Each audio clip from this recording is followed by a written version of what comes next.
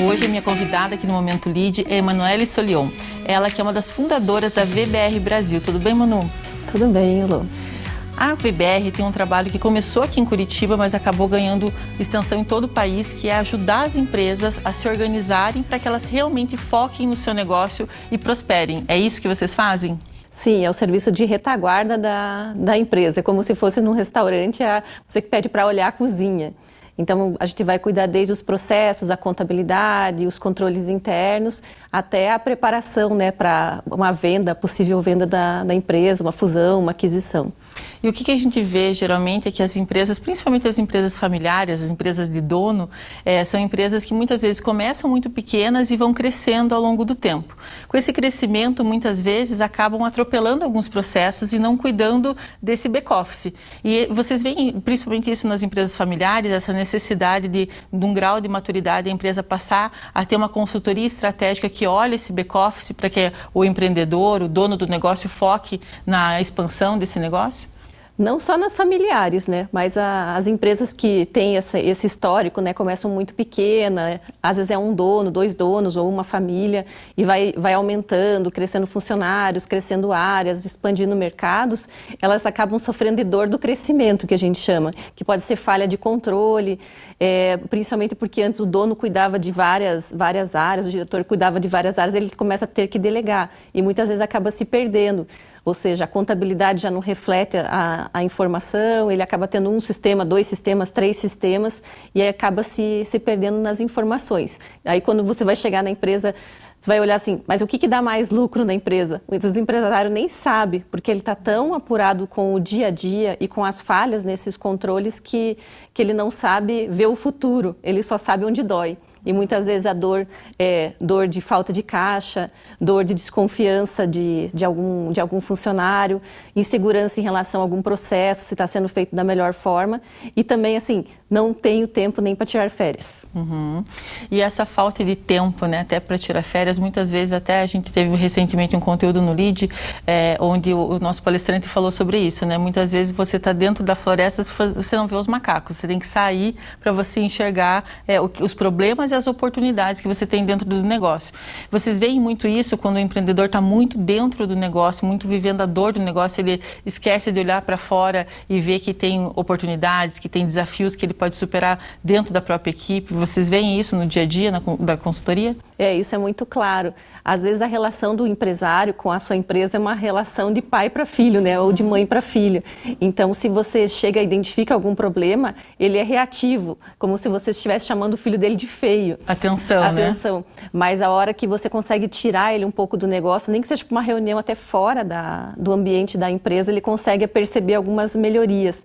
E também identificar que ele fora, ele pode trazer muito mais resultado do que ele dentro. Porque ele dentro é a capacidade instalada dele como se fosse uma fábrica, né? Ele só tem aquele tempo. E os funcionários, ele pode multiplicar e contratar novos, mas ele não tem como ele se multiplicar. Ele fica naquele dia a dia e acaba não tendo resultado e não vendo aonde está a causa do problema, que muitas vezes é nele. Sim. E os empresários, eles aceitam bem esses feedbacks e essas mudanças que muitas vezes são estruturais. Você tem que compor mudanças que mexem ali com o filho dele, né? Que é aquela empresa que ele começou pequeno e está crescendo. Vocês veem que tem uma resistência ou não? Quando ele decide contratar uma consultoria como vocês, ele já está propenso às mudanças? Varia conforme a necessidade e o que ele está buscando com a consultoria. Muitas vezes a expectativa que ele tem nem a consultoria e nem o milagre vai resolver. Mas ao mesmo tempo, quando ele contrata, o cuidado nosso como consultoria é ser acessível e ter o tato para trazer esse tipo de informação. Porque ao mesmo tempo ele não fez ou chegou aonde está porque ele não sabe fazer negócio. Muito pelo contrário. Ele tem que focar naquilo que ele faz de melhor e a gente cuidar dessa retaguarda, cuidar desse back-office para que ele consiga ir cada vez melhor e buscando coisas que vão agregar e trazer solução e mais lucro para o negócio dele. Não ficar cuidando de planilha ou de sisteminha, coisas que possam ser delegadas, né? Ou estruturadas e que ele possa ver só o resultado no final e acompanhar. Perfeito. E dentro desses mais de 20 anos que vocês fazem esse trabalho consultivo, qual o maior perfil de empresas que vocês atendem? Empresas pequenas, pequenas, empresas de médio porte, ou começou com empresas de pequeno porte? Então, qual que é o perfil ideal de empresas para contratar uma consultoria como a de vocês hoje? Hoje a gente atua mais com empresas de médio e de grande porte. Então, são aquelas empresas que começaram pequena, passaram a média. Então, dentro da consultoria, principalmente empresas de médio porte, com mais até de 50 ou 100 funcionários e de porte, principalmente para a área de auditoria, com faturamento maior que 300 milhões. As empresas de middle marketing ali, Isso. né?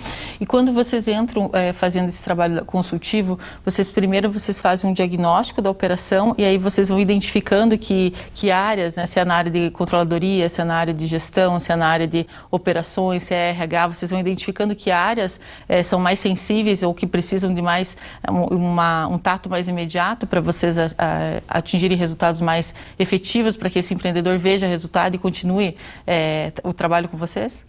Sim, porque ninguém acorda com vontade de contratar uma consultoria. Então, ele traz algumas dores. O que a consultoria vai fazer é identificar a causa dessas dores, que pode ser desde processo, pode ser pessoas, pode ser uma questão de caixa, de custos, N possibilidades de causas.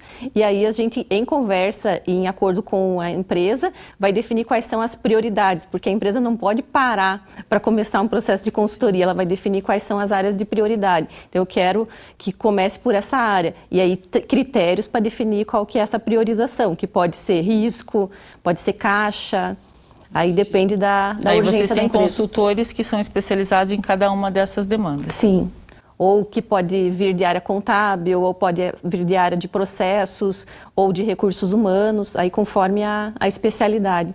Porque ninguém sabe de tudo, né? Então tem que ter uma equipe multidisciplinar. Porque eu era uma empreendedora que tinha resistência ao trabalho das consultorias no começo da minha fase de empreendedora. E depois eu fui identificando que as consultorias, na verdade, eles são um grande ativo para os empreendedores, porque se você, o consultor que está lá dentro, ele já viu a realidade, o que dá certo, o que dá errado, em várias outras empresas. E muitas vezes o colaborador e o próprio empreendedor tem a visão bitolada daquele negócio, né? Ele não tem essa visão de todo. E essa composição de conhecimento prático que o consultor traz, trabalhando em diferentes mercados, é o que faz a consultoria ser tão rica, né? Porque muitas vezes ele já viu a resposta para aquele problema em outros trabalhos que ele acabou desempenhando.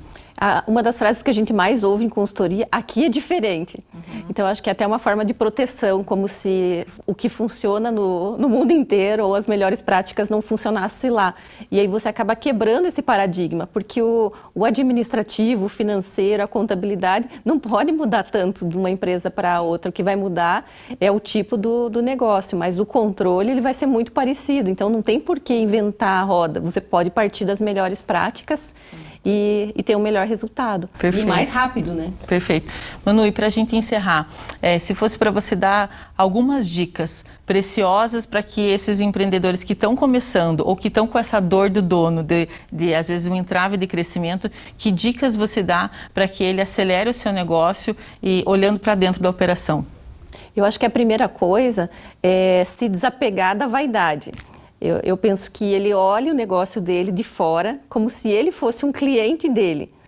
Tem informações de clientes, de fornecedores, de família, do que funciona e o que não funciona. E tem a humildade de reconhecer para melhorar, que nem tudo é ele. Ou por ele, é o negócio, que muitas vezes você vai chegar à conclusão lá na frente que ele era o maior problema da empresa, e tirando ele da operação ou da gestão da equipe, a empresa pode voar mais alto, deixando ele numa posição mais estratégica. Mas as 3 dicas seriam: olhe para as pessoas, inclusive para você, o perfil do que você faz, se isso atende ou precisa ter isso para executar aquela tarefa. Olhe para os processos, ou seja, tem processos que precisam ser feitos e quais precisam ser feitos, como que eles devem ser feitos para poder multiplicar isso para outras pessoas que possam fazer. E o terceiro, controles, ou seja, o que sai de cada um desses processos? É uma nota fiscal, é um lançamento, é uma comissão. Então tem que levantar tudo que entra e tudo que sai dos processos, porque isso vai trazer uma noção melhor do que o empresário tem lá dentro. Porque o número, eu costumo dizer assim que o número pelo número diz nada, mas o número ele ajuda a contar boas histórias ou histórias muito ruins. E aí esteja preparado para ouvir essa história que os seus números te trazem. Mas primeira coisa, não tenha medo do número. Muito bom, Manu. Ótima a tua vivência, né, dentro desse mercado e quanto que esses insights que você trouxe hoje podem ajudar as empresas a prosperarem ainda mais. Obrigada. Obrigada, Elan. Conversei com a Manuele Solion, ela que é sócia fundadora da VBR Brasil.